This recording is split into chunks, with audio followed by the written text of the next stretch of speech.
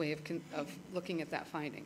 So my questions as we launch this panel, do we contribute to happiness in the arts? If so, what kind of happiness?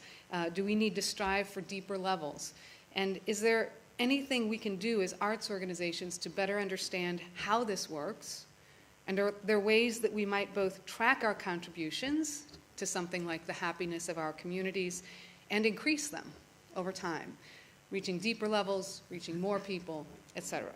So I'm going to start with Paul. Can I call you Paul? Is that okay? Not Dr. Freiters. So this is one of your key areas of research, happiness. And I'm wondering if you could just start, sharing some current trends, thoughts. What do you make of this area and how it might relate to the arts? So the economics of happiness, to a large extent, is of course just rediscovering what sociologists and psychologists have been looking at for 40 to 50 years. So to a certain degree, economists moving into happiness is a little bit like invaders into a foreign land, whereby we go over the same material as others, but we bring our own words to it.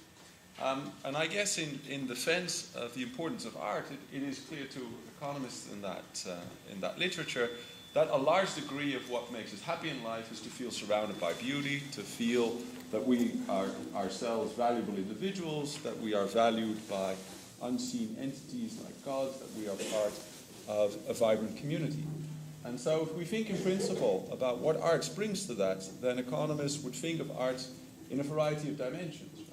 Right? And the first dimension would probably not be arts from an institutional perspective, but just beauty in general around themselves. To a certain degree, someone who puts on makeup is to a certain degree painting themselves, and so bringing a bit of art in their surroundings. Similarly, somebody who lives to pop music is also experiencing art. So I think on that level, it is, as you say, clear from following people's diaries that there is a lot of happiness bringing about arts, right, and about beauty in general in our lives.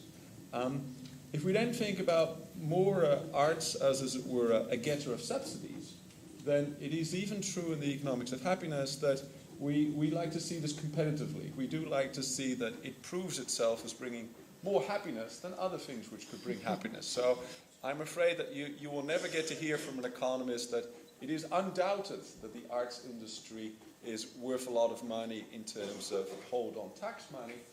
It will have to prove itself in the competition with other industries. And I'm afraid there's no holding back on that argument that there will be a measurement component to that, right?